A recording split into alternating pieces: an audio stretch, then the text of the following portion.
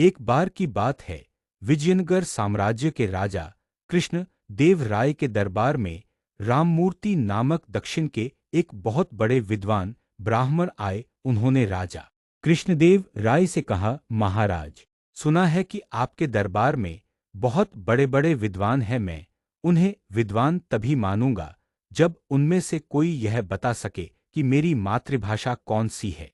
फिर राममूर्ति ने एक एक कर तमिल, तेलुगु, कन्नड़, मलयालम भाषा में धारा प्रवाह बोलना चालू किया। उनकी भाषा सुनकर ऐसा लग रहा था मानो वह जिस भी भाषा में बोलते थे यही उनकी मातृभाषा है। उनके बोलने के तरीके से उनकी मातृभाषा का पता लगाना बहुत मुश्किल था। राजा कृष्णदेव राय ने तेनालीराम की ओर देखते हुए कहा, तेनालीराम, क्या अपने दरबार में ऐसा कोई विद्वान है जो इनकी मातृभाषा बतला सके? तेनालीराम भी समझ गए कि राममूर्ति की सभी भाषाओं पर बहुत अच्छी पकड़ है। तेनालीराम ने महाराज कृष्णदेव राय से कहा, महाराज, इनके जैसे महान विद्वान अगर हमारे यहाँ कुछ दिन मेहमान बनकर रुकें और हमें अपनी सेवा का अवसर दें तो यह लिए बहुत ही गर्व की बात है। महाराज कृष्णदेव राय भी तेनालीराम के इशारों को समझ गए और उन्होंने भी विद्वान से कुछ दिन महल में रोकने का अनुरोध किया। राममूर्ति 3 दिन महल में रुकने के लिए तैयार हो गए। दूसरे दिन जब राममूर्ति नित्य कर्म के लिए जा रहे थे तो तेनालीराम भी उनके साथ चलने लगे। रास्ते में एक कांटा राममूर्ति के पैर में चुभ गया और राममूर्ति ने अम्मा अम्मा बोलते हुए अपना पैर पकड़ लिया। तेनालीराम ने राममूर्ति के पैर से कांटा निकला जिससे राममूर्ति को आराम लग गया।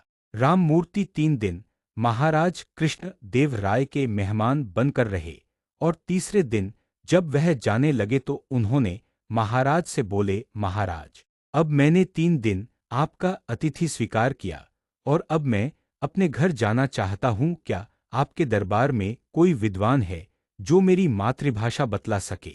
तभी तेनालीराम खड़े हुए और बोले, महाराज, राममूर्ति बहुत बड़े विद्वान हैं और इनकी सभी भाषाओं पर इतनी मजबूत पकड़ है कि यह पता लगाना बहुत कठिन है कि उनकी मातृभाषा कौन सी है, किंतु मैं दावे से कह सकता हूँ कि इनकी मातृभाषा तमिल है।